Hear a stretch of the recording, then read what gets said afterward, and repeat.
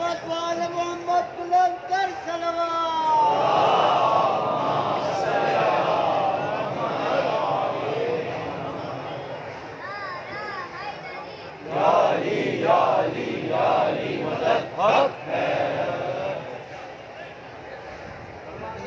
محمد بلندتر صلوات.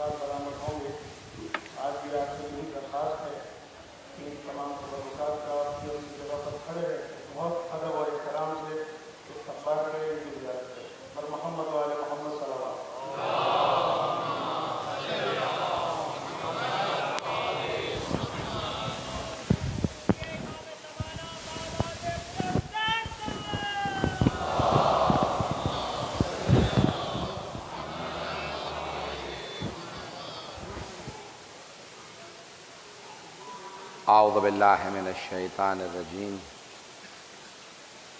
بسم اللہ الرحمن الرحیم الحمد للہ الذی نور قلوب العارفین بنور معرفتہ واثبت فؤاد انبیائہ واولیائہ بقصص الانبیاء والمرسلین وأكمل إيمان المسلمين والمؤمنين بولاية علي أمير المؤمنين عليه السلام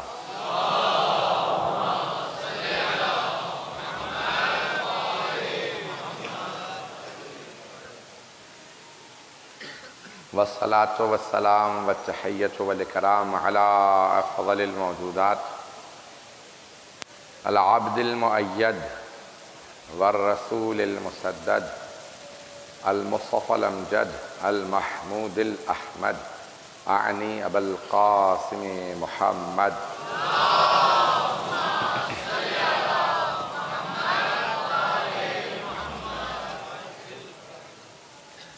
وعلى روحه ونفسه وسهره ووصيه سید الاتقیاء والاصفیاء مولا الموالی امام المتقین علی بن ابی طالب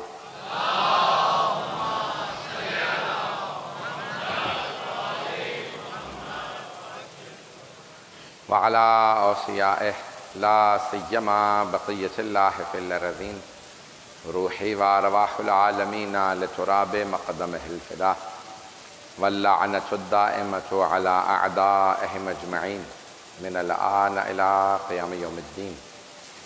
أما بعد فقد قال سيد الساجدين وزين العابدين عليه السلام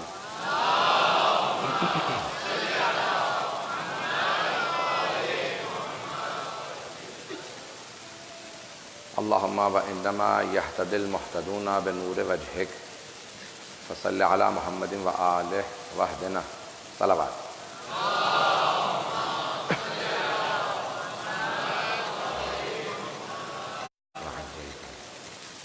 صحیفہ سجادیہ کے عنوان سے اشرہ جاری ہے اور سلسلے کی نویں مجلس ہے. ہم کوشش کر رہے ہیں کہ امام سجاد علیہ السلام کے الفاظ کو جو ایک انہوں نے تصور دیا ہے دعا کا اس کو سادہ کر کے آسان بنا کے پیش کریں تاکہ ہم سب میں دعا مانگنے کی ایک جدت بڑھ جائے. دعا سب مانگتے ہیں، جلد بازی میں دعا نہ مانگیں، بڑے سکون سے بات کریں جس سے انسان محبت کرتا ہے، چاہتا ہے کہ میرا ان کے ساتھ کلام کا دورانیہ بڑھتا جائے. جب خدا سے خالق سے ہم کلام ہوں تو اس اطمینان سکون کے ساتھ آرام سے گفتگو کریں کہ جلد بازی کا احساس نہ ہو. جس کی عظمت زیادہ ہو اس سے ملاقات کے لیے اہتمام بھی زیادہ کیا جاتا ہے. اگر خدا نخواستہ آپ کو کوئی وزیر ہی بلا لے، کوئی صدر بلا لے تو آپ کتنی تیاری کر کے جائیں گے. جو آپ کا بہترین لباس ہوگا وہ پہنیں گے، اچھی خوشبو لگائیں گے، تیاری کریں گے، نہائیں گے، دھوئیں گے. اسی تیاری کا نام ملاقات ہے. جب خدا کی بارگاہ میں بھی دعا مانگنے آئیں تو اس کے کچھ آداب ہیں. معصوم فرماتے ہیں اگر کوئی بہت خاص دعا ہو تو 3 دن روزے رکھو. روزہ رکھنے کے بعد جب روح پاک ہو چکی ہو نماز وقت پہ بجا لاتے رہو، وضو کرو اور ایک مرتبہ کھلے آسمان کے نیچے بیٹھ کے کہو پروردگارہ تیرا بندہ تیری بارگاہ میں آ گیا ہے. پھر اس کے بعد اپنی حاجت کو طلب کرو، جیسے نماز جعفر تیار ہے، نماز صاحب الزمان ہے اور بہت سی نمازیں. کوئی ایک نماز حاجت جیسے فجر کی پڑھی جاتی ہے ویسے ہی نماز پڑھیں، پھر حاجت طلب کریں. انسان جتنا اہتمام زیادہ کرتا ہے اتنا ہی دعا کی قبولیت کے اندر توقع زیادہ بڑھتی جاتی ہے. امام کی دعائیں مختلف حالات پہ ہیں، مختلف چیزوں پہ ہیں. ایک دعا جس کو میں نے آج انتخاب کیا ہے اس میں امام نے ہدایت کا تذکرہ کیا اور وہ ہے اپنے چاہنے والوں، اپنے ماننے والوں سے متعلق، اپنے احباب سے متعلق. جو قریبی لوگ تھے امام ان سے متعلق کیا دعا مانگتے تھے. فرماتے ہیں اللہم انما یہتدی المہتدون بنور وجہک، پروردگارہ تیری وجہ سے ہر ہدایت پانے والا ہدایت پاتا ہے. فصل علی محمد وآل محمد، پھر محمد وآل محمد پہ درود بھیجتے ہیں اور پھر کہتے ہیں وحدنا، اور پروردگارہ سب کی ہدایت کرتا رہے. اب یہ ہدایت کا لفظ آیا ہے، اس کو پیش کرنا چاہ رہا ہوں.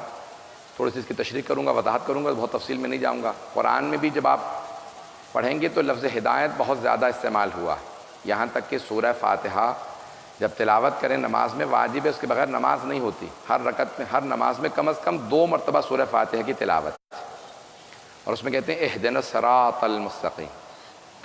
میں اہل بیت کا سورہ فاتحہ اور ہدایت سے متعلق تصور پیش کرنا چاہ رہا ہوں کہ انہوں نے کیا فرمایا ہے، یہ ہدایت کیا ہے، کیسے ملتی ہے. کہ ہدایت خدا کی طرف سے ہے. اہدنا، جب بادشاہ روم نے خط لکھا امیر المومنین کو، کہا یا علی اگر اسلام دین حق ہے تو پھر آپ لوگ کیوں کہتے ہیں اہدنا الصراط المستقیم، پروردگارہ ہمیں سیدھے راستے کی ہدایت کر دے. اگر یہی صراط مستقیم ہے، حق ہے اسلام، تو پھر کیوں دعا مانگتے ہیں پروردگارہ ہماری سیدھے راستے کی طرف ہدایت کر دے. مولا نے اسے جواب لکھا، کہا یہاں اہدنا سے مراد ثبتنا ہے، ثابت رکھ ہے، یہ نہیں ہے کہ ہمیں ہدایت کر دے۔ توجہ کیجیے گا، عربی زبان میں اگر کوئی بیٹھا ہوا، جیسے آپ بیٹھے، میں کسی سے کہوں قم، قیام سے ہے قم، قم یعنی قیام کیجئے، کھڑے ہو جائیے۔ اگر پہلے ہی سے کوئی کھڑا ہوا ہو اور میں اس سے کہوں قم، تو یہ مراد نہیں ہے کہ کھڑے ہو جائیے، بلکہ مراد یہ ہے قم، کھڑے رہیے۔ توجہ کیجیے گا میرے ساتھ، کوئی بیٹھا ہو اسے کہیں قم یعنی کھڑے ہو جاؤ، اگر کوئی پہلے سے کھڑا ہو اسے کہیں قم یعنی کھڑے رہو، کیونکہ پہلے سے کھڑا۔ جو اگر قیام کر چکا ہو اسے کہتے ہیں قیام کرے رکھو۔ مولا فرماتے ہیں اہدنا سے مراد ہے ثبتنا، یہ نہیں ہے کہ پروردگارہ ہدایت کر دے، ہم صراط مستقیم پہ ہیں، اس پہ قائم رکھ۔ اسی لیے ہمارے ہاں سورہ فاتحہ کے آخر میں آمین نہیں کہتے، کہتے ہیں الحمدللہ رب العالمین۔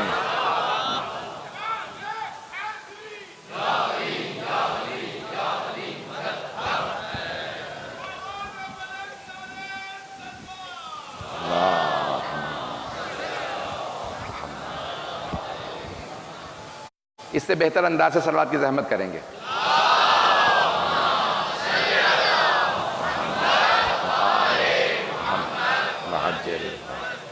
تو معصوم فرماتے ہیں کہ ثابت رکھ، ہوتا یہ ہے کہ ہدایت مل جاتی ہے، ہم یہ سمجھ رہے ہوتے ہیں اب میں صراط مستقیم پہ ہوں، اب میں گمراہ نہیں ہو سکتا، لیکن بعض اوقات گناہ اتنے بڑھ جاتے ہیں کہ ہم اپنے ہی ہاتھوں گمراہ ہو جاتے ہیں۔ تو پروردگار ہمیں ہدایت کرتا رہ، ثابت رکھ، ایک مرتبہ ہدایت کی ضرورت نہیں ہوتی۔ امام سجاد کی دعا کا جملہ پیش کر رہا ہوں، توجہ سے سنیں گے اس جملے کو۔ مولا فرماتے ہیں رب لا چکلنا، رب لا چکلنی علی نفسی لطرفت عین ابدا، پروردگارہ کبھی پلک جھپکنے کی مدت کے لیے بھی ہمیں ہمارے حال پہ نہ چھوڑ دے۔ بہت بڑا جملہ ہے، بہت بڑا جملہ ہے۔ فرماتے ہیں کبھی پلک جھپکنے کی مدت پہ بھی ہمیں ہمارے حال پہ نہ چھوڑ دے، ہم پلک جھپکنے کے لیے بھی تیرے محتاج ہیں، ہر حالت میں ہماری ہدایت کرتا رہے۔ کوئی آدمی اپنے آپ کو بہت بڑا سمجھنے لگے کہ میں بہت بڑا ہو گیا ہوں، میں بہت قابل ہوں، میں بہت عالم ہوں، فاضل ہوں، بہت بادین ہوں، متدین ہوں، بہت نمازی ہوں۔ بس جہاں پہ اس نے اپنی عبادت پہ ناز کرنا شروع کیا، اپنے علم پہ اپنے اوپر تکبر کرنا شروع کیا، اللہ نے کہا اچھا تو بڑا ہو گیا ہے، جا میں نے تجھے تیرے حال پہ چھوڑا۔ جیسے ہی شیطان دیکھتا ہے نا کہ اسے اللہ نے اس کے حال پہ چھوڑ دیا ہے، تو وہ کہتا ہے کہ اب یہ میرا شکار ہے، فوراً شکار کر لیتا ہے۔ اللہ کی ہدایت کے بغیر ہم شیطان سے ایک پل نہیں بچ سکتے، اس لیے کبھی تکبر نہ کریں۔ مولا فرماتے ہیں ہمیشہ جھکے رہنا، تکبر سے انسان کی عادتیں خراب ہونے لگتی ہیں۔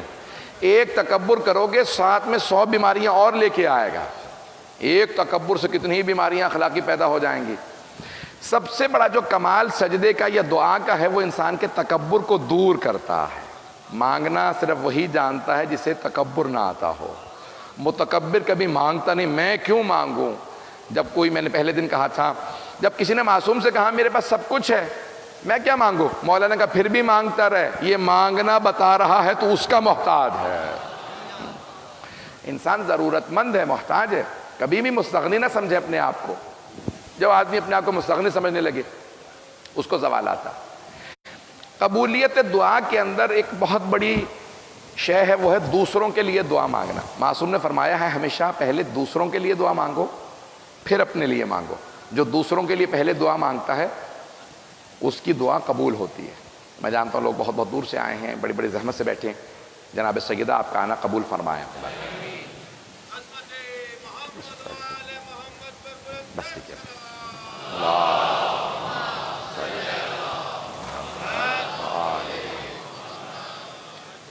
امام حسن مجتبی علیہ السلام فرماتے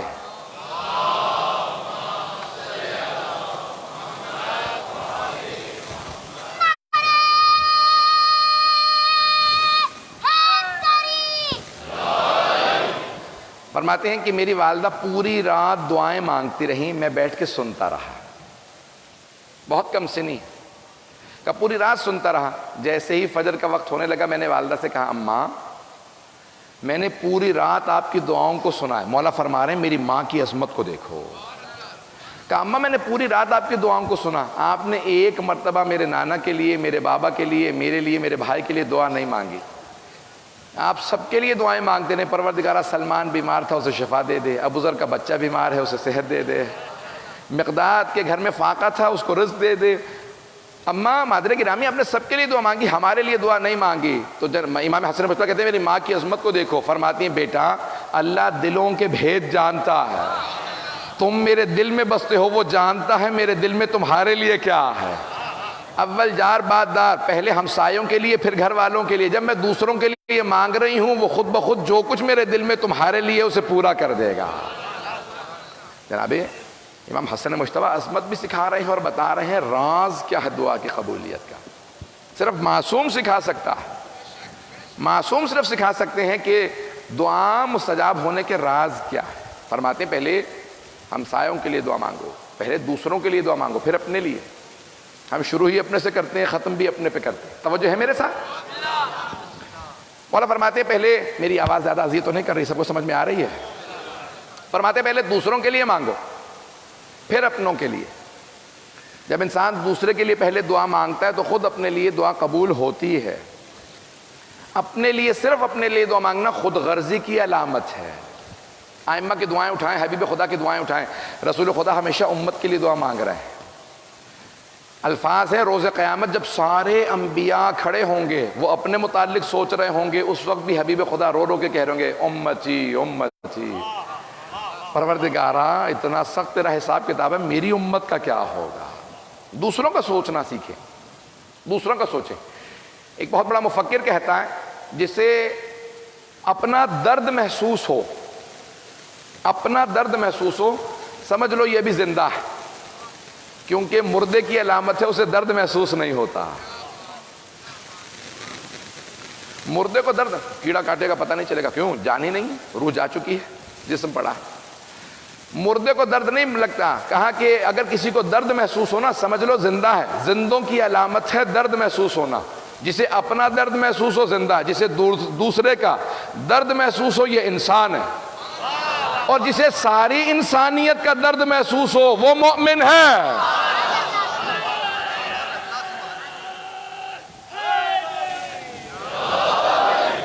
جسے دوسروں کا، ساری امت کا درد محسوس ہو وہ مومن ہے۔ اب سوچیں جب مومن ایسا ہے تو امیر المؤمنین کیسے ہے؟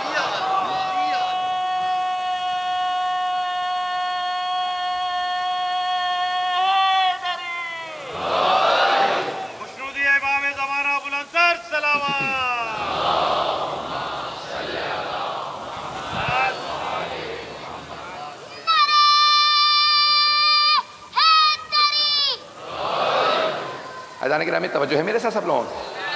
تو دوسروں کی تکلیف تو درد کو محسوس کرنا، میں جنت میں چلا جاؤں گا۔ ہمارے ایک بہت بڑے مبلغ ہیں، وہ ہمیشہ کہتے ہیں میں اس مومن کو مومن ہی نہیں مانتا جو اکیلا جنت میں چلا جائے۔ جو مومن اکیلا جنت میں چلا گیا تو کیا کمال کیا، ویسے ہی بخشے جاتے، شفاعت ہی مل جاتی، کم از کم 8-10 کو ساتھ تو لے کے جائیے۔ دوسروں کا سامان کیجئے، دوسروں کا بھی خود غرض نہ ہو۔ مومن وہ ہوتا ہے جسے دوسروں کی ہدایت کی پرواہ ہو، جو ہر ایک کا درد محسوس کرتا ہو، ہر ایک سے محبت کرتا ہو۔ اہل بیت علیہ السلام تو جانور کی بھی تکلیف کو محسوس کرتے تھے۔ حبیب خدا سے متعلق ایک صحابی جب چابک اٹھا کے انہوں نے رسول خدا کی اونٹنی کو ماری، کہا خبردار آئندہ مت مارنا۔ کہا یا رسول خدا یہ آپ کو تنگ کر رہی تھی، اچھل رہی تھی اونٹنی۔ کہا وہ جانتی ہے محمد مصطفیٰ سوار ہے، وہ اس لیے ناز کر رہی تھی، خبردار اس اونٹنی کو بھی مت مارنا، جانور کو بھی مارنے کا حساب کتاب ہے۔ کہا یا رسول خدا ہمارے جانور ہیں، گھوڑے ہم نے بہت پال رکھے ہیں، تو ہمارے گھوڑے مخلوط ہو جاتے ہیں، مکس ہو جاتے ہیں، پتہ نہیں چلتا، تو ہم نشان لگاتے ہیں گھوڑوں پہ، لوہا گرم کرتے تھے اس میں نشان ہوتا تھا۔ تو آپ نے کہا نشان لگانا بھی ہو تو پشت پہ نشان لگانا، چہرے پہ نشان نہ لگانا۔ کہا یا رسول اللہ کیوں چہرے پہ نشان نہ لگائیں؟ کہا کیونکہ چہرے سے منہ سے یہ خدا کی تسبیح کرتا ہے۔ وہ حبیب جو جانوروں سے متعلق اتنا خیال کرتے ہیں، وہ اہل بیت جو جانوروں کی پرواہ کرتے ہیں، ان کے ماننے والے ہر ایک کی پرواہ کریں۔ توجہ تو ہے نا میرے ساتھ؟ عزیزان گرامی اب امام فرماتے ہیں کہ دوسروں کے لیے بھی دعا مانگو۔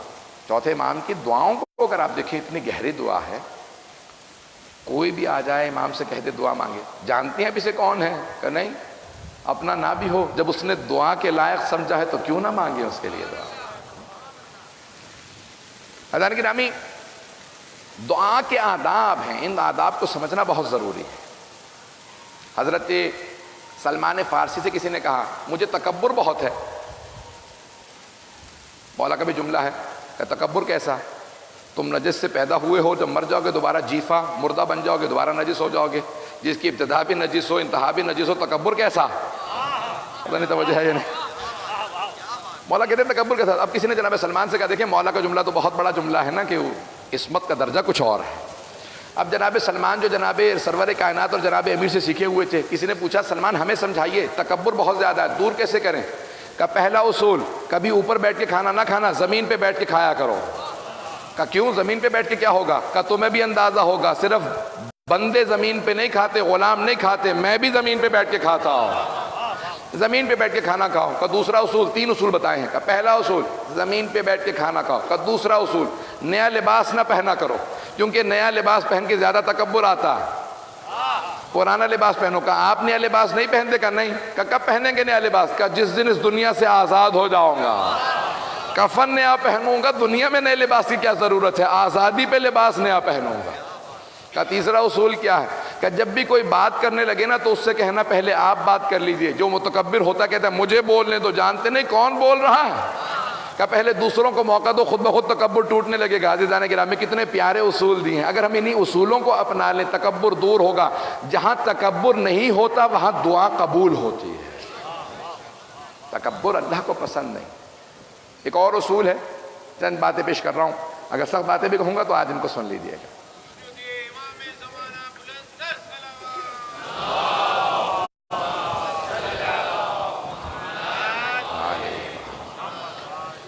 میں جانتا ہوں آپ سارا دن شاید جلوسوں میں رہے ہوں، بہت سے لوگ باہر رہے ہوں گے، تھک ہار کے آئے ہوں گے، لیکن پھر بھی جب صلوات پڑھیں تو ایک صلوات ایسی عبادت ہے جو کسی حالت میں رد نہیں ہے، اسے بلند آواز سے پڑھا کیجیے۔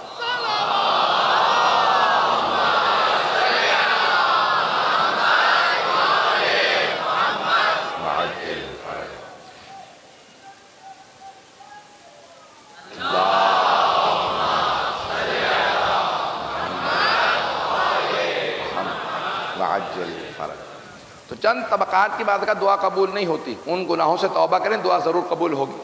ائمہ نے فرمایا ہے آق والدین کی دعا کبھی بھی قبول نہیں ہوتی۔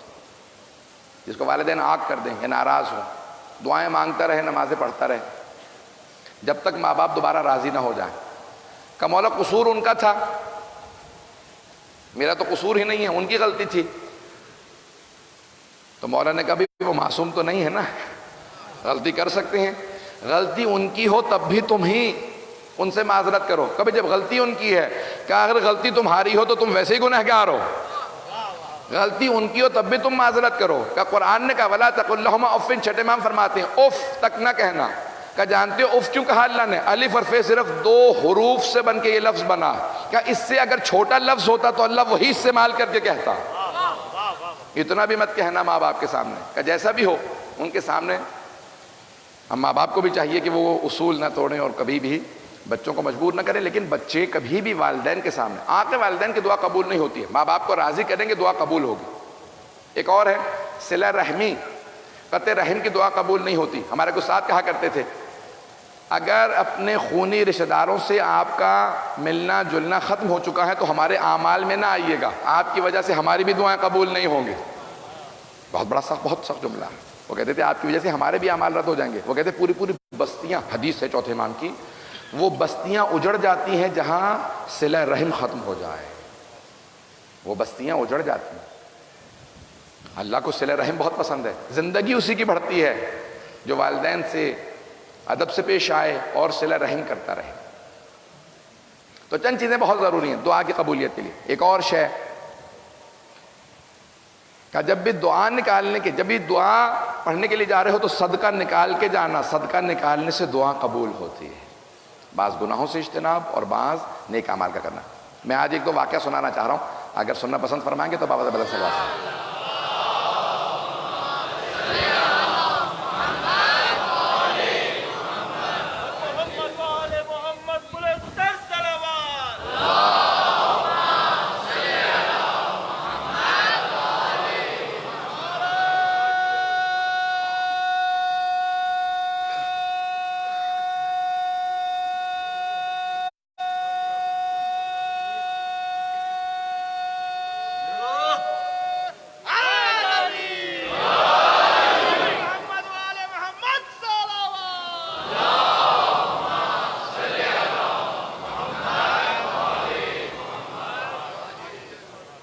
بس بیزان گرامی، کیونکہ آج مجھے باب الحوائج کے مصائب کو پیش کرنا تھا، اس لیے میں نے چاہا کہ میں واقعات بھی پیش کروں تو حاجات کے، دعا میں اور حاجت میں فرق ہے، دعا اور حاجت میں فرق۔ حاجت جب آپ کوئی مقصد لے کے جائیں، دعا میں ضروری نہیں ہے کہ کچھ آپ حاجت بھی مانگیں، حاجت نہ بھی ہو، حمد کرتے رہیں، صلوات بھیجتے رہیں، یہ بھی دعا کی اقسام ہیں، لیکن حاجت وہ ہوتی ہے جب آپ کو کوئی طلب ہو، کچھ چاہیے ہو۔ جناب عباس کا نام باب الدعا نہیں ہے، باب الحوائج ہے۔ جب کچھ چاہیے ہوتا ہے تو انسان اسے حاجت کہا جاتا ہے، حوائج اسی کی جمع ہے۔ عزیزان گرامی، جب تک ذہنوں میں یہ مطالب نہ رکھے، واضح نہ ہو، دعا کے لیے ایک شرط ہے کہ انسان گریہ کرے۔ میں آج دیکھ رہا تھا بعض بزرگ علماء کے مطالب کو، میں نے خود اس سے محرم سے پہلے بہت ایک کوشش کی، جمع کیا مطالب کو۔ گریہ کے متعلق میں نے 2 دن پہلے وعدہ کیا تھا پیش کروں گا کہ یہ گریہ بہت ضروری ہے انسان کی دعا کے اندر، جب تک انسان نہیں روتا دعا قبول نہیں ہوتی۔ تو چند علماء کے میں نے جملے دیکھے تھے جو انبیاء کا رونا لکھا ہے، تو وہاں سے میں نے 14 اقسام لکھی ہیں، خود محنت کرنے کے بعد انہوں نے 5 اقسام کو پیش کیا تھا، میں نے کہا اس کو 5 سے 14 پہ لے جاؤ، تو 2 طرح کا رونا، پھر اس کی آگے اقسام کو پیش کروں گا، چند جتنا اب یاد رہے گا حافظے سے پیش کر رہا ہوں۔ کہ پہلا ہے بچے کا رونا، بچہ پیدا ہوتے ہی روتا ہے، سائنس کہتی ہے کہ رونا فطرت کا تقاضا ہے، فطرت کا تقاضا ہے، اسلام دین فطرت ہے، خبردار رونے کو بدعت نہ کہیے گا، یہ فطرت کا تقاضا ہے۔ اگر جاننا چاہتے ہیں نا بچہ زندہ ہے یا مردہ ہے، تو ڈاکٹر کہتا ہے کہ روتا پیدا ہو تو زندہ ہے، یہ زندگی کی علامت ہے کہ یہ رو رہا ہے۔ تو رونا بہت، اس کے کبھی بھی مخالفت نہ کریں، رونا بہت بڑی علامت ہے مومن کی۔ سرور کائنات کا گریہ، انبیاء کا، اہل بیت کا، امیر المومنین کا۔ تو دعاؤں میں گریہ بہت ضروری ہے، رونا بہت ضروری ہے کہ آنکھ میں ایک بھی آنسو آ جائے۔ چوتھے امام فرماتے ہیں قیامت کے دن ہر آنکھ رو رہی ہوگی سوائے تین آنکھوں کے، ایک وہ جو غم حسین میں برستی ہے، دوسری وہ جو تہجد کے وقت برستی ہے، تیسری وہ جو دعا کے وقت برستی رہتی ہے۔ یہ وہ آنکھیں ہیں جو روز قیامت نہیں روئیں گی۔ تو عزیزان گرامی، گریہ پہلا بچے کا گریہ۔ اب یہ تو ہے غیر مکلف، بچہ ضرورت کے وقت روتا ہے، تکلیف پہ روتا ہے، بھوک پہ روتا ہے۔ پھر ہے مکلف، مکلف کہتے ہیں جو سمجھدار ہو، عقل سوجھ بوجھ رکھتا ہو۔ مکلف انسان ہے جو بالغ ہو جاتا ہے، اسے مکلف کہا جاتا ہے، بالغ انسان کو۔ اس سے پہلے مکلف نہیں، جانور مکلف نہیں۔ توجہ ہے میرے ساتھ؟ اس اصطلاح کی مزید تشریح کی ضرورت نہیں۔ تو مکلف کا رونا پہلا ہے ندامت پہ گریہ کرنا، ندامت۔ یہ کہتے ہیں جناب آدم کا جو گریہ تھا وہ کہ پروردگارہ یہ پودا تو نے منع کیا تھا پھر بھی میں نے استعمال کیا، یہ ندامت کا گریہ ہے۔ کتنے برس روئے؟ 35-40 برس مسلسل روتے رہے۔ فتلقى آدم من ربہ کلمات، اللہ نے کہا میں نے آدم کو کچھ کلمات سکھائے، اس کے بعد انہوں نے توبہ کی۔ مجمع البیان میں لکھا ہے صادق آل محمد سے کہ اللہ نے کون سے کلمات سکھائے؟ کہا اے آدم، جناب جبرائیل نازل ہوئے، کہا اللہ سے کہیے یا محمود بحق محمد، یا اعلی بحق علی، یا فاطر السماوات والارض بحق فاطمہ، یا محسن بحق الحسن، یا قدیم الاحسان بحق الحسین۔ جیسے ہی کہا نا بحق الحسین تو جناب آدم دوبارہ رونے لگے۔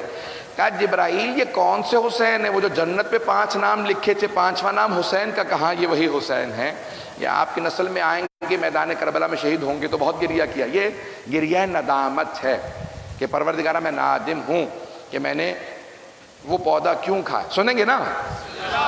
تو گریہ ندامت ہے۔ دوسرا، انسان جب مانگ رہا ہوتا ہے مختلف کیفیات ہوتی ہیں مانگنے والوں کی، میں ساری کیفیات کو پیش کرنے کی کوشش کر رہا ہوں۔ دوسرا ملامت کا گریہ ہے، ملامت۔ یہ جناب نوح کا گریہ ہے، بد دعا کی، رب لا تذر من الکافرین علی الارض دیارا، قرآن کی آیت ہے، دعا جناب نوح کی ہے، پروردگارہ کافروں میں سے ایک کو بھی زندہ زمین پہ نہ رہنے دے۔ 950 سال سے تبلیغ کر رہا ہوں، یہ ایمان نہیں لے کے آتے، ان سب کو غارت کر دے، سب ڈوب جائیں، سب تباہ ہو جائیں، ہلاک ہو جائیں۔ تو اللہ نے کہا، بہرحال تفصیل سے واقعہ نہیں پیش کر سکتا، آپ نے سن رکھا ہوگا۔ تو اب جناب نوح نے بد دعا کی، کہا کہ کشتی بنائیے، اور پھر اس کے بعد کشتی پہ سوار ہوئے، صرف چند افراد کو لے کے چلے گئے، باقی سب غرق ہو گئے۔ جب غرق ہو گئے تو جناب جبرائیل آئے، کہا اللہ کہتا ہے کہ وہ انسانوں کو اس لیے نہیں بناتا کہ انہیں غرق کر دے، جہنم میں بھیج دے، اس لیے بناتا ہے کہ انہیں ہدایت کرے، وہ سب جنت میں چلے جائیں۔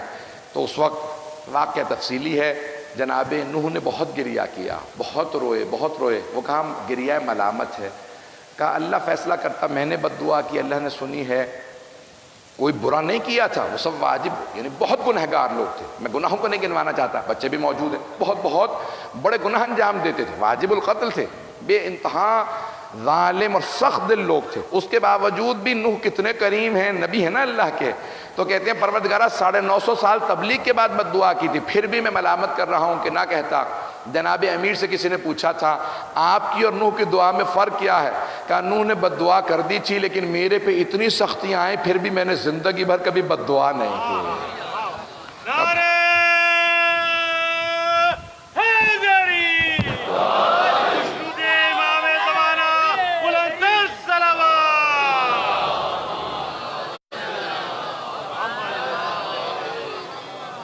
توجہ ہے دیدانے گرامی میرے ساتھ؟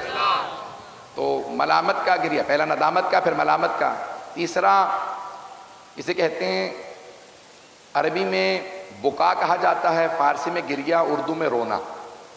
تو یہ جو ہے وہ گریہ کذب، جھوٹا رونا، یہ تھا ابلیس کا، وہ بھی رونے لگا کہ بھئی پروردگارہ تو نے مجھ پہ لعنت کر دی ہے۔ پروردگار نے کہا تو ابھی بھی اگر دل سے رو لیتا، ابھی بھی تو اگر دل سے توبہ کر لیتا تو میں بخش دیتا، دکھاوے کے لیے مت رو۔ عزیزان گرامی یہ گریہ عجیب و غریب شے ہے، خالق دلوں کے بھید جانتا ہے، ہر گریے کو پہچانتا ہے۔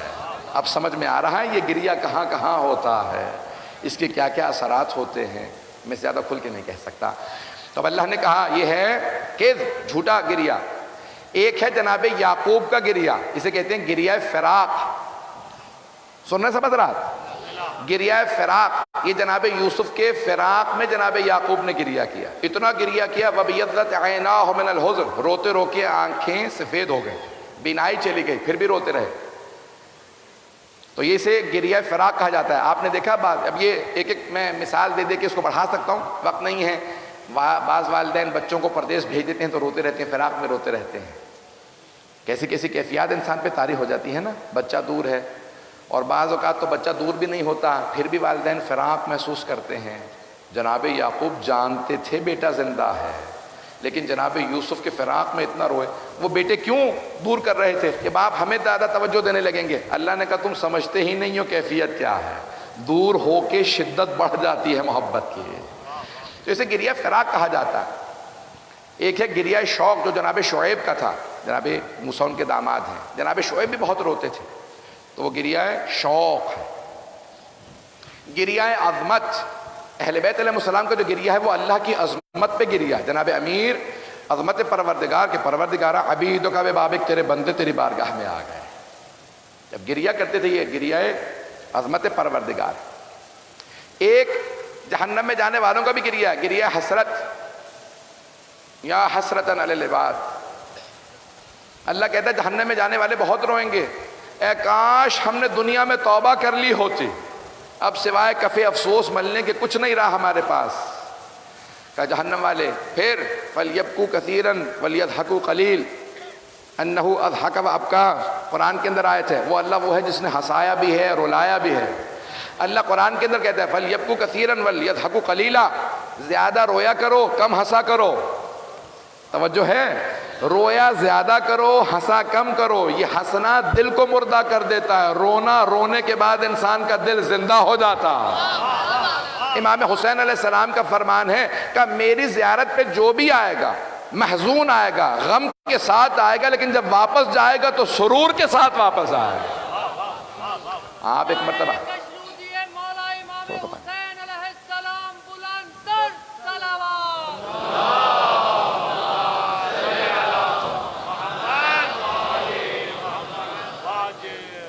توجہ فرما رہے تھے نا گرا؟ تو ازان گرامی اہل بیت علیہ السلام نے مختلف گریوں کی اقسام جو قرآن کے اندر ہیں، یہ گریہ دعا کی قبولیت کے لیے بے انتہا ضروری ہے۔ رونا اپنی عادت بنائیں۔ بہت سے لوگ کہتے ہیں میں رونا ہی نہیں آتا ہے، شاید کیفیات ایسی ہوں لیکن نہیں، کوشش ضرور کریں، چاہے بہت کم آنسو آئیں، یہاں تک روایات میں مچھر کے پل کے برابر بھی آنسو اگر آ جائے تو کافی ہے۔ آنسو ضرور بہائیں. یہ آنسو بہانا انسان کی دلی کیفیت کو تبدیل کرتا ہے. تو گریے پہ بے انتہا تاکید ہے. میں اقسام بیان کر رہا ہوں آپ کے سامنے. گریہ کس کس قسم کا ہے؟ ندامت کا ہے، ملامت کا ہے، حسرت کا ہے، عظمت کا ہے، محبت کا گریہ ہے. آپ نے دیکھا ہے کہ بعض اوقات ماں باپ بچے کی ترقی سنتے ہیں تو رو پڑتے ہیں. یہ ترقی یہ محبت کی بتا رہی ہے. اور بعض اوقات خود انسان اپنی ترقی پہ رو پڑتا ہے. یہ مسرت کا گریہ ہوتا ہے، خوشی میں بھی گریہ ہوتا ہے. پتہ نہیں توجہ ہے یا نہیں. صرف غم میں گریہ نہیں ہوتا، خوشی میں بھی گریہ ہوتا. کچھ خوشی میں رونے لگتے ہیں. میں نے کئی ایسے مومنین دیکھے ہیں، خدا گواہ ہے، ممبر پہ بھی بیٹھتا ہوں تو دیکھ رہا ہوتا ہوں، کئی فضائل میں بھی رو رہے ہوتے ہیں. یہ فضائل اہل بیت پہ اتنا خوش ہوتے ہیں کہ آنسو جاری ہو جاتے ہیں. عزیزان گرامی، یہ مسرت کا گریہ اور ہے، اس کا اپنا لطف ہے. انسان بعض اوقات اپنے جذبات و احساسات پہ قابو نہیں پاتا، آنسو بہنے لگتے ہیں. تو گریہ بری شے نہیں ہے، انسان کی فطرت کا تقاضا ہے. مختلف کیفیتیں طاری ہوتی ہیں. بعض اوقات ایک ایسا بھی گریہ ہوتا ہے کہ چوٹ بچے کو لگتی ہے، رو ماں رہی ہوتی ہے.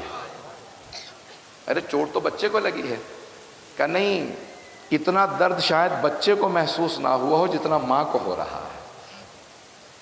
یہ تکلیف اور درد کا گریہ. اسے جسمانی چوٹ لگی ہے، ماں کو روحانی تکلیف ہوئی ہے. بات پہنچ رہی ہے؟ میں مسائل پہ نہیں آیا ہوں. عزیزان گرامی، میں مختلف کیفیات ہیں. کہا یہ جتنے بھی گریے ہیں نا، آپ کو مدد ملے گی. رونے کی عادت بنائیں. ایک بہت بڑی برطانیہ کی سیاستدان ہے، برطانیہ کے ایک سابق وزیر اعظم کی خواہر نسبتی ہے، ان کی بیوی کی بہن. خود بھی برطانیہ کی ممبر پارلیمنٹ ہے، بہت بڑی رائٹر ہے. تو وہ کہیں کسی سفر میں تھی تو کسی ایرانی نے ایک مرتبہ ان سے کہہ دیا کہ بھی آپ ایران بھی آئیے گا. ٹھیک ہے، سیاستدان ہے، چلی گئی. تو کہا یہ جگہ جگہ گنبد بنے ہیں سونے کے، یہ کیا ہے؟ امام زادے آپ کو پتا نا ایران میں بہت زیادہ ہے. کہا یہ حرم ہے، شرائن ہے انگلش میں کہتے ہیں، حرم. کہا حرم کن کے ہیں یہ؟ کہا اہل بیت رسول خدا کے. کہا میں اندر جانا چاہتی ہوں. کہا امام رضا کے حرم میں نہیں جا سکتی، آپ مسلمان نہیں ہیں، لیکن آپ حجاب کر لیں، آپ کو حضرت معصومہ کے حرم میں لے جاتے ہیں. تو کہا ٹھیک ہے، 5 منٹ مل جائیں تو بہت اچھا ہوگا. اندر گئیں. 5 منٹ بعد کہا چلیں، کسی خاتون نے، کیونکہ زنانے میں گئی تھی.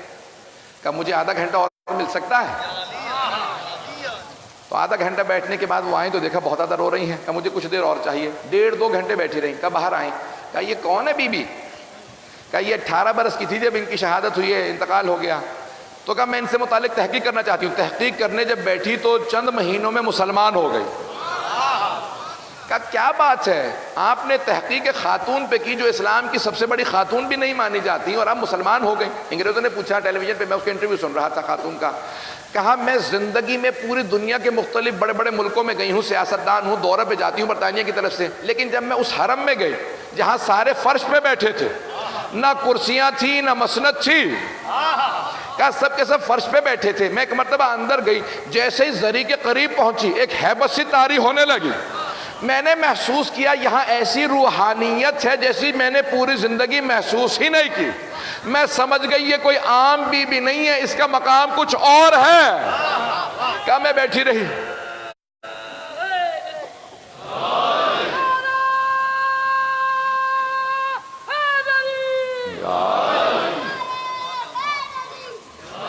میں بیٹھی رہی، گریہ کرتی رہی، روتی رہی. ایک ایسی کیفیت طاری ہوئی. میں ایک مرتبہ اس بی بی سے متوسل ہوئی. کہا مجھے بتائیے اگر آپ واقعاً حق ہیں مجھے اس راستے پہ لے آئیں جس راستے پہ آپ تھی.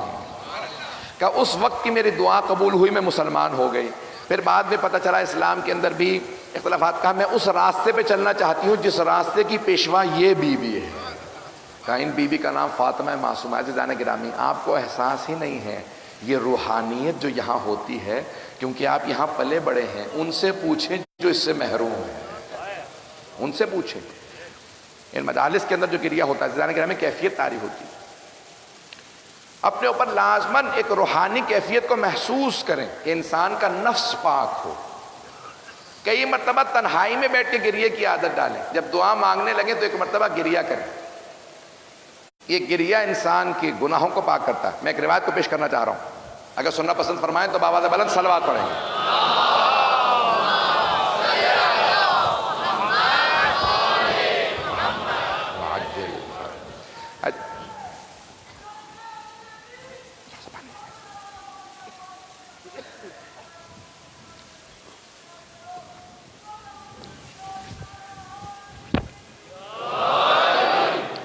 عزیزان گرامی، روایت کے الفاظ ہیں بعض اوقات انسان کے گناہوں کی وجہ سے جہنم میں آگ بھڑکنے لگتی ہے.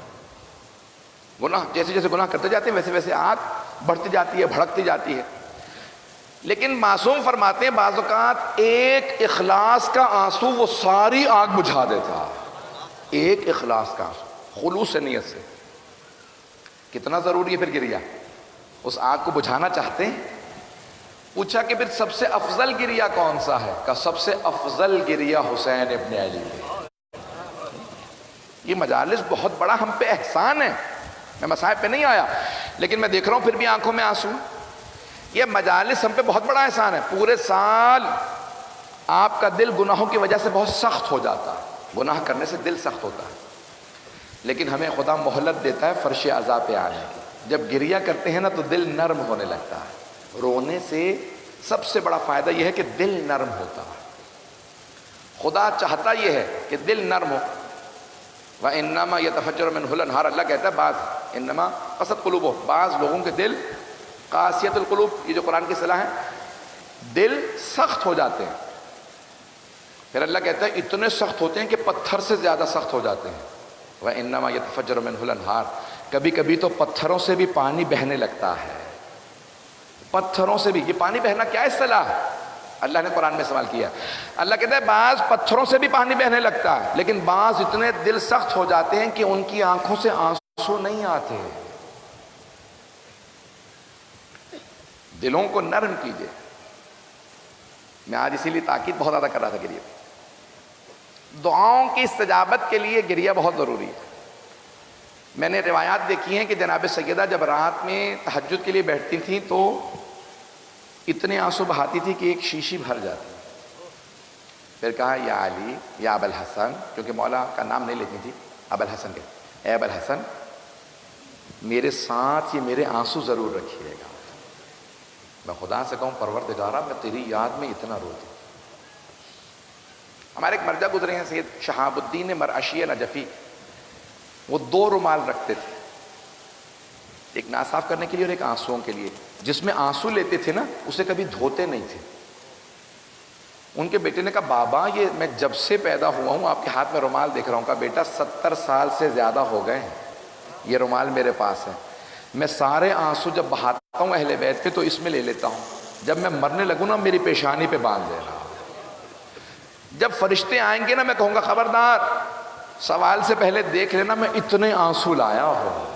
اہل بیت علیہ السلام. عزیزان گرامی گریہ بہت ضروری ہے. میں دوبارہ تاکید کروں گا اپنے نوجوانوں کو، اپنے بھائیوں کو، اپنے بچوں کو، کبھی بھی رونے سے اجتناب نہ کریں. ارے تم کمزور دل ہو رو رہے ہو، ارے علی سے زیادہ کوئی شجاع ہو سکتا ہے؟ شیر خدا سے زیادہ کوئی شجاع ہو سکتا ہے؟ جب عبادت میں آتے ہیں تو ایسے گریہ کرتے ہیں کہ لوگ تڑپ کے رونے لگتے تھے. ارے مولا آپ اس طرح سے گریہ کر رہے ہیں؟ کہا میں خدا کی بارگاہ میں ایسے ہی روتا ہوں. صفین سے واپسی پہ جناب امیر علیہ السلام، ظاہراً یہ اہل سنت کی کتابوں میں بھی روایت موجود ہے، صفین سے واپس آ رہے ہیں. ایک میدان میں پہنچے. جیسے رسول خدا ہمیشہ صلی اللہ علیہ وسلم امیر المومنین سے کہتے تھے نا یا علی میں بہت تھک گیا ہوں جنگ سے واپسی پہ، سونا چاہتا ہوں، آرام کرنا چاہتا ہوں. تو جناب امیر سے کہتے تھے یا علی میں آرام کرنا چاہتا ہوں. تو مولا فوراً خیمہ لگاتے، بیٹھ جاتے. تو مولا کے ہمیشہ زانوں پہ سر رکھ کے پیغمبر اسلام سویا کرتے تھے. جناب علی علیہ السلام کو رسول خدا اور جناب خدیجہ نے پالا تھا، گود لے لیا تھا بچپن میں. جناب ابو طالب سے کہا تھا چچا جان آپ نے مجھے پالا ہے، آپ کے بیٹے کو میں پالنا چاہتا. تو بہت محبت تھی. تو جب بھی سونا چاہتے جناب علی علیہ السلام سے کہتے یا علی بہت تھک گیا ہوں. اسی طرح سے روایت میں جب بھی امیر المؤمنین سونا چاہتے تھے تو فوراً امام حسن مجتبیٰ سے کہتے تھے بیٹا خستگی کا احساس کر رہا ہوں، نیند آ رہی ہے. بہت کم سوتے تھے نا. تو امام حسن مجتبیٰ فوراً کا بابا جان آئیے، ان کے دامن میں سر رکھ کے سو جاتے. سو رہے ہیں آرام. جناب عبداللہ ابن عباس راوی، عبداللہ ابن عباس کہتے میں نے دیکھا جناب امیر سو رہے ہیں، امام حسن مجتبیٰ بیٹھے ہیں، اصحاب بھی سب کے سب آرام کریں. اچانک جناب امیر اٹھے، اتنا گریہ کیا، اتنا بلند آواز سے گریہ کیا کہ سب اصحاب رونے لگے، ہم بھی رونے لگے. مولا کیا بات ہے؟ مولا نے کہا ابھی بتاتا ہوں، پہلے میرے حسین کو بلاؤ. کہا امام حسین علیہ السلام تشریف لائے. کا بیٹا میں نے ابھی اسی میدان میں خواب دیکھا ہے کہ یہ پورا میدان خون سے بھرا ہوا ہے اور آپ اس خون کے اندر کھڑے ہیں اور بار بار کہتے ہیں بابا میں بڑا غریب ہوں، بابا میری مدد کے لیے آئیے. بیٹا مجھے لگتا ہے یہ وہی میدان کربلا ہے جہاں آپ کی شہادت ہوگی. اے حسین جب ایسا وقت آ جائے گا جب آپ اکیلے رہ جائیں گے، کوئی آپ کا ساتھ دینے والا نہیں ہوگا اسی میدان میں، اس وقت کیا کیجئے گا؟ تو جناب عبداللہ ابن عباس کہتے ہیں امام حسین نے سر اٹھا کے کہا بابا میں اس وقت بھی صبر کروں گا.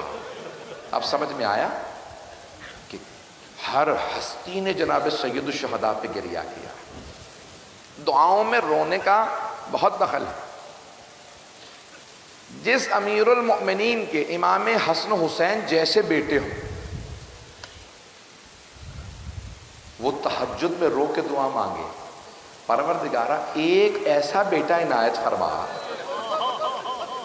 جو کربلا میں میری طرف سے جائے. اب سوچیں جناب عباس کا مقام کیا ہے. امیر المؤمنین کی تہجد کی دعا کا نتیجہ حضرت عباس ہے. اور ایک اور جملہ کہوں، علماء کہتے ہیں جناب سید الشہداء کی تہجد کی نمازوں کی دعاؤں کا نتیجہ جناب سکینہ. جملے کو ضائع نہ کیجیے گا، اگر دیکھ سکیں تو میرے دیکھیے گا. مولا حسین بار بار کہتے تھے پروردگارہ ایک ایسی بیٹی عنایت فرما جسے جب میں سینے پہ سلاؤں مجھے سکون محسوس ہو، اسی لیے نام رکھا سکینہ. پھر کہا میرا اس گھر میں دل نہیں لگتا جہاں رباب و سکینہ نہ ہو. یہ میں نے کیوں آج جناب سکینہ کا جناب عباس کی شہادت والے دن ذکر کیا؟ کیونکہ جناب عباس ہیں باب الحوائج. مصائب پیش کرنے سے پہلے جملہ سن لیجئے گا. جناب عباس ہیں باب الحوائج. ہر امام کی ایک نہ ایک ان کا ایک واسطہ ہے. انہیں جب وہ واسطہ دینا تو پھر کہیں کہ یہ میری دعا ہے، یہ حاجت ہے، خدا سے مجھے یہ حاجت لے دیں، وہ پوری کروا دیں گے. کہتے ہیں جناب عباس کے کون سے دو واسطے ہیں؟ کہ جناب عباس کے دو واسطے ہیں، ایک جناب زینب ہیں اور دوسرے جناب سکینہ. ایک بچی ہے لیکن اتنی محبت ہے جناب عباس کو کہ اگر کبھی سامنے آ جاتی تو مولا کا غیظ ختم ہو جاتا. ابھی آپ دیکھیں گے نا جب علم برآمد ہوگا تو اس پہ بھی مشکیزہ لگا ہوا.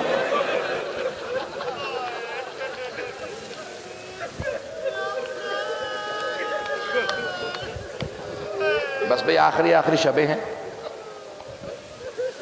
7 محرم تو گزر بھی گئی ہے، رونے میں کوئی بخل نہ کرے. آج مجھے لشکر حسینی کے سپہ سالار کے مصائب کو پیش کرنا. اس سے پہلے کہ میں پوری شہادت پڑھوں چند جملے پیش کرنا چاہتا ہوں. کچھ علماء نے لکھا ہے کہ اگر بہت زیادہ پریشان ہونا تو ہمیشہ کہیں اے باب الحوائج آپ کو جناب ام البنین کا واسطہ. جناب ام البنین کو بڑی محبت تھی، ہر ماں کو محبت ہوتی ہے، لیکن جب جناب عباس کی ولادت ہوئی نا تو جناب ام البنین انتظار میں تھی کہ ابھی مولا آنے والے ہیں، میرے بیٹے کو گود میں لیں گے. تو بی بی بڑی دقت سے دیکھ رہی تھی کیسے پیار کرتے ہیں. جیسے ہی مولا نے آغوش میں لیا نا تو مورخین نے سب نے لکھا ہے کہ امیر المومنین نے چہرے کا بوسہ نہیں دیا، ہاتھوں کو چومنا شروع کر دیا. جناب ام البنین سے یہ برداشت نہیں ہوا.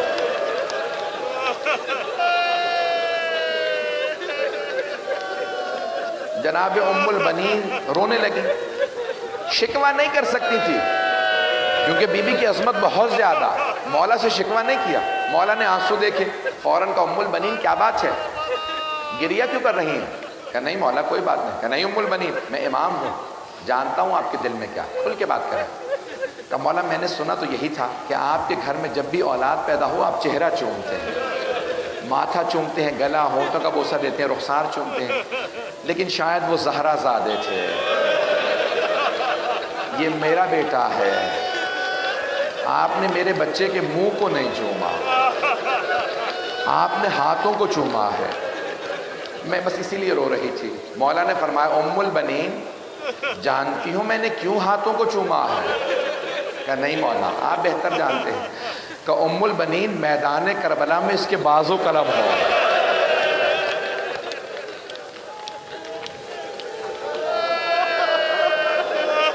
کہ اس میرے بیٹے کے میدان کربلا میں بازو قلم ہو۔ اہل بیت کو بڑی عقیدت تھی جناب عباس۔ اگر آج میں تھوڑا وقت زیادہ لے جاؤں تو معذرت چاہوں گا۔ میں جب جناب عباس کے مصائب پڑھتا ہوں تو کیفیت ہی کچھ اور ہوتی ہے۔ اہل بیت کو بڑی، جب جناب عباس 1 برس کے نہیں ہوئے تھے، آپ دیکھتے ہیں نا 1 برس کا بچہ چلنا شروع کرتا ہے، تو جناب عباس کی سیرت لکھنے والوں نے لکھا بھی 1 برس کے نہیں تھے، مولا گھر میں آئے، دیکھا دایاں ہاتھ جناب زینب نے پکڑ رکھا ہے، بایاں ہاتھ جناب ام کلثوم نے، دونوں بیویاں صحن میں جناب عباس کو چلا رہی ہیں۔ مولا نے مسکرا کے بیٹیوں کو دیکھا، کہا میری بیٹیاں میرے بیٹے کو چلنا سکھا رہی ہیں؟ تو جناب زینب نے کہا نہیں بابا، ہم عباس جیسے بھائی کے سائے میں چلنا سیکھ رہے ہیں۔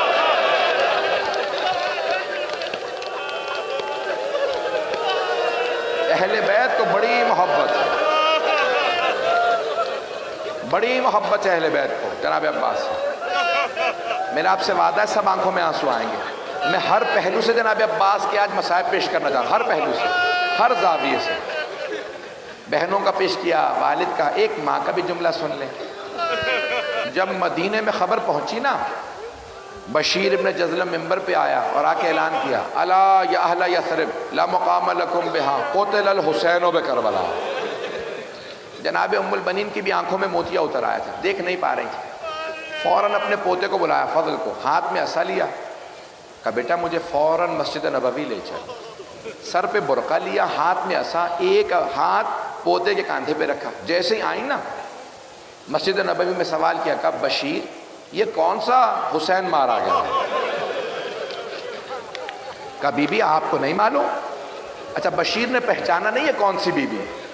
کہا بی بی آپ کو نہیں معلوم؟ یہ نواسہ رسول حسین، علی کا لال حسین، زہرا کے دل کا چین حسین مارا گیا۔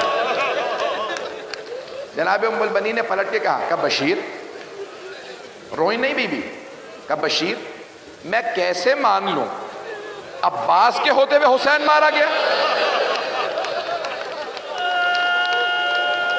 تھوڑا سا پانی۔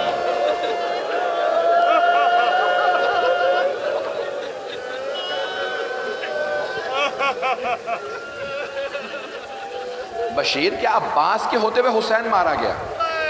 بشیر نے کہا نہیں بی بی آپ نے غلط سنا، پہلے عباس مارے گئے تھے، بعد میں حسین مارے گئے۔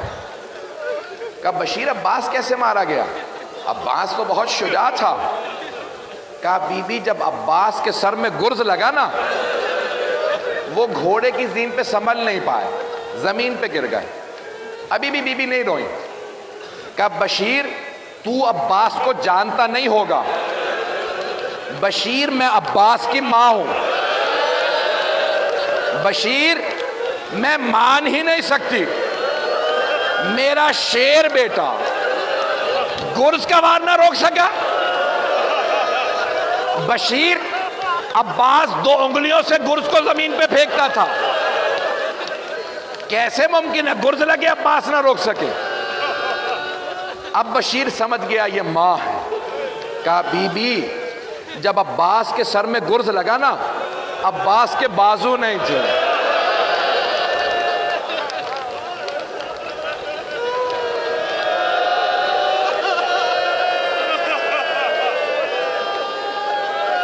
یہ جملہ سننا تھا۔ جناب ام البنین کے ہاتھ سے عصا زمین پہ گر گیا، بی بی زمین پہ گری، ماتم کرنے لگی، اونچی آواز سے رونے لگی، بلند آواز سے رونے لگی۔ بشیر نے کہا بی بی کیا بات ہے، آپ سے بیٹے کی شہادت برداشت نہیں ہوئی؟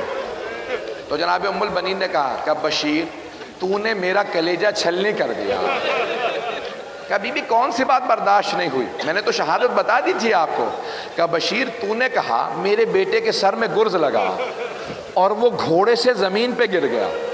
بشیر جب کوئی شاہ سوار گرتا ہے نا، وہ ہاتھوں کا سہارا لیتا ہے، تو کہہ رہا ہے میرے بیٹے کے بازو نہیں تھے، بشیر میں یہ سوچ کے رو رہی ہوں جب میرا عباس گرا ہوگا اس کے بازو نہیں تھے، جب وہ گرا بازوؤں کا سہارا نہیں لے سکتا تھا، میں یہ سوچ رہی تھی اس کا منہ زمین پہ پہلے لگا تھا یا سینہ زمین پہ لگا۔ اجرکم اللہ، میں آج پڑھوں گا، مجھے معاف کر دیجئے گا۔ فوراً پوتے سے کہا کہ فضل ذرا مجھے کچھ دیر کے لیے جنت البقیع لے چل۔ جناب ام البنین وہاں آئیں، ایک قبر کی پائنٹی میں بیٹھی، رو کے کہنے لگی بی بی میرے عباس کو معاف کر دیجئے گا، بی بی میرے عباس نے بے وفائی نہیں کی تھی، پہلے میرا عباس مارا گیا تھا، بعد میں آپ کا حسین مارا گیا، لیکن بی بی میں معافی اس لیے مانگنے آئی ہوں آپ کی بیٹیوں کا پردہ نہیں بچا۔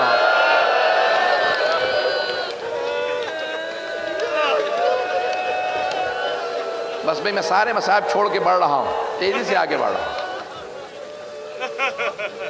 سارے مصائب چھوڑتا ہوا شہادت کے چند جملے سن لیجئے گا، 5 سے 10 منٹ زحمت دوں گا، کوئی بھی رونے میں آج بخل نہ کرے، 7ویں تو گزر گئی ہے، بھئی آپ پہ کوئی پابندی تو نہیں ہے رونے پہ، جب آپ روتے ہیں کوئی تازیانے تو نہیں مارتا۔ جناب عباس علیہ السلام کے مسائل، جیسے ہی صبح عاشور ہوئی جناب عباس آئے، کہا مولا اجازت ہے میں جنگ کے لیے جانا چاہتا ہوں۔ مولا حسین نے کہا عباس آپ میری فوج کے سپہ سالار ہیں، آپ میرے لشکر کے سپہ سالار ہیں، آپ جائیں گے تو فوج کو کون چلائے گا؟ بس بھئی اتنے میں حملہ ہوا، بہت سے انصار بزرگ تھے شہید ہو گئے، کہا مولا یہ بزرگ حبیب جیسوں کے لاشیں آ رہے ہیں، مولا مجھے اجازت دیجئے کہ نہیں عباس آپ میری فوج کے سپہ سالار ہیں۔ 3 جب حملے ہوئے نا زیادہ تر صاحب سب شہید ہو گئے، تو ایک مرتبہ جناب عباس آئے، کہا مولا اجازت دے، کہ نہیں عباس آپ میری فوج کے سپہ سالار ہیں۔ اتنے میں نہ جانے اون و محمد کے لاشیں آئے، جناب قاسم کا اب جناب عباس سے رہا نہیں گیا، کہا مولا جنہیں گودوں میں پالا تھا اب تو وہ بھی مارے جا رہے ہیں، مولا مجھے اجازت دیجئے، کہ نہیں عباس آپ میری فوج کے سپہ سالار، کہ مولا وہ فوج کہاں ہے جس کا میں سپہ سالار ہوں؟ جیسے یہ خیمہ نصب ہے نا، خیمے کے باہر کھڑے تھے جناب عباس، تلوار سے ٹیک لگا کے کھڑے تھے، اچانک خیمے کے اندر سے آواز آئی، وہ والا خیمہ تھا جہاں مشکیزیں پانی کے بھر بھر کے رکھے جاتے تھے۔ جناب عباس نے آواز سنی کہ کچھ بچے مشکیزیں ہلا ہلا کے دیکھ رہے ہیں، شاید پانی رہ گیا ہو۔ ایک بچی نے ایک مشکیزہ اٹھایا، مشکیزے پہ لب لگانے لگی، مشکیزہ پیشانی پہ رکھا شاید ٹھنڈک مل جائے۔ جناب عباس خیمے میں گئے، کہا بی بی کیا بات ہے؟ کہا چچا مجھے پیاس بہت زیادہ لگی۔ کہا بی بی مشکیزہ لیجئے میرے ساتھ آئیے، اپنے بابا سے کہیں مجھے پانی لانے کی اجازت دے دیں۔ سنیں گے اب آپ مصائب کو؟ کہا بی بی اپنے بابا سے کہیں مجھے پانی لانے کی اجازت دے دیں۔ جناب سکینہ نے کہا بابا چچا سے کہیں مجھے پانی لا دیں۔ میں یہی کہوں گا نا، مولا نے کہا ہوگا عباس اب آپ ایسی سفارش لائے ہیں میں رد نہیں کر سکتا، عباس آپ کو اجازت ہے۔ لیکن یہاں پہ روکا جناب سید الشہداء نے، جناب عباس نے مشکیزہ کاندھے پہ رکھا، علم ہاتھ میں لیا، تلوار حمائل کی نیزہ ہاتھ میں لیا، کہا عباس آپ کو پانی لانے کی اجازت ہے، لیکن ایک بات سن لیجئے، جانے سے پہلے ذرا زینب سے مل لیجئے۔ جناب عباس اس خیمے میں آئے جہاں جناب زینب تھی، اندر نہیں گئے، باہر سے کھڑے ہو کے کہا بی بی الوداع،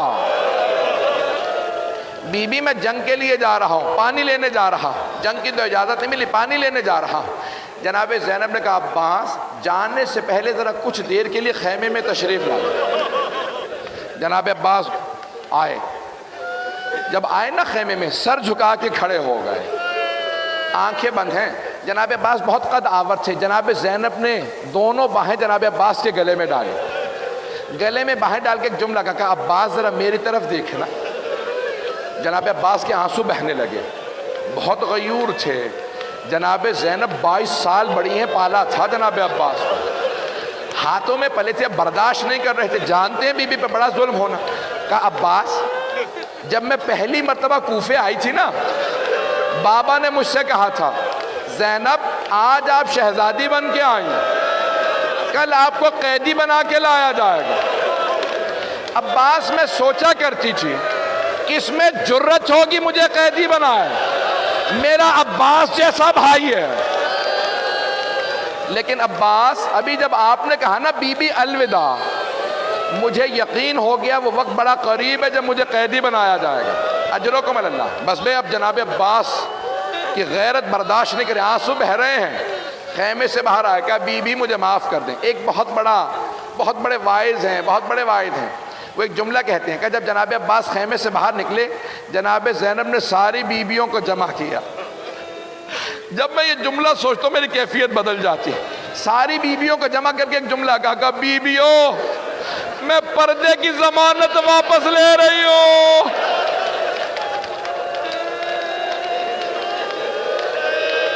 میرا عباس چلا گیا، اب پردوں کی کوئی ضمانت نہیں۔ بس بھائی شاید میں پوری شہادت نہ پڑھ سکوں، روک کے 2 جملے کہوں آپ سے، آخری جملوں سے پہلے ذرا 2-4 منٹ کی زحمت دوں گا، بس میں نے تمام کیا۔ بہت بڑے واعظ ہیں، شیخ آیت اللہ یحییٰ یثربی حرم میں جناب امام حسین میں بیٹھے تھے، ایک عرب ذاکر نے پڑھتے پڑھتے یہ جملہ پڑھ دیا کہ جب جناب عباس کے بازو قلم ہوئے نا تو لوگ قریب سے تیر مار رہے تھے، جب پورے سینے میں تیر لگے، ایک نے تیر مارا جناب عباس کی آنکھ میں لگ گیا۔ جب دہنی آنکھ میں تیر لگا مولا نے پہلی مرتبہ کہا مولا میری مدد کو۔ امام حسین سے کہا مولا میری آنکھ میں تیر ہے۔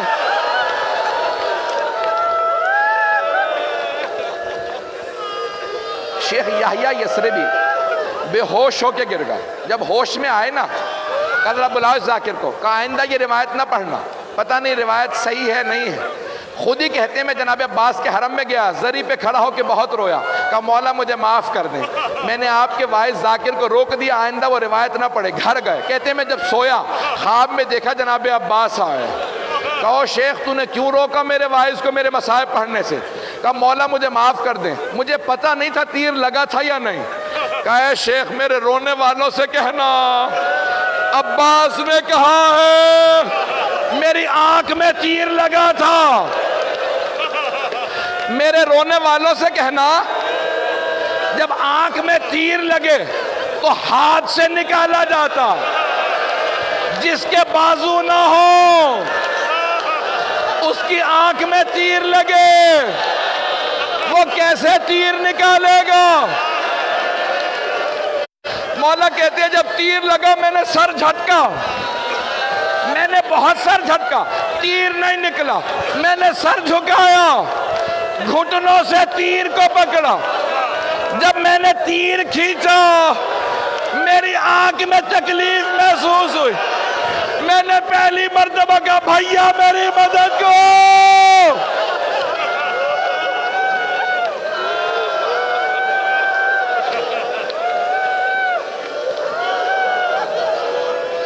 بس میں میرے بھائی برداشت نہیں کر پا رہا، یہاں کوئی برداشت نہیں کر پا رہا، میں نے تمام کر دیا۔ ایک مرتبہ جیسے ہی آواز سنی سید الشہداء نے، زلجنہ کو ایڑ لگا کہ مجھے عباس تک پہنچا دے۔ ایک مقام پہ زلجنہ رکا، بس زیارت برآمد ہونے والی ہے، جناب سید الشہداء اترے، دیکھا زمین پہ بازو پڑا ہے، اٹھا کے سینے سے لگایا کہ یہ میرے عباس کا بازو ہے۔ پھر دوسرا بازو اٹھایا، آگے بڑھے، ایک مرتبہ جناب عباس کا سر اٹھا کے اپنے زانوں پہ رکھا، جناب عباس نے آخری جملہ کہا کہ مولا میری ماں نے مجھے بتایا تھا جب میں اس دنیا میں آیا میں نے سب سے پہلے آپ کی زیارت کی تھی، مولا میں دنیا سے جاتے میں آپ کی زیارت کرنا چاہتا ہوں، لیکن مولا میری ایک آنکھ میں تیر لگا ہے، دوسری میں خون بھرا ہے، مولا آپ اپنی ابا کے دامن سے میری آنکھ سے خون صاف کر دیں، میں آپ کی زیارت کر لوں۔ جیسے ہی مولا حسین نے ابا کا دامن اٹھایا खून साफ करना शुरू किया। जनाब अब्बास ने कहा मौला मेरी माँ ने कहा था कभी हसन हुसैन से काम ना कहना, मौला मेरी माँ से कहिएगा मैं आपको कभी जहमत ना देता। अगर मेरे हाथ सलामत होते, मेरे बाजू नहीं थे, अला लानतुल्लाह अलल कौम अज़्ज़ालिम। मातम हुसैन।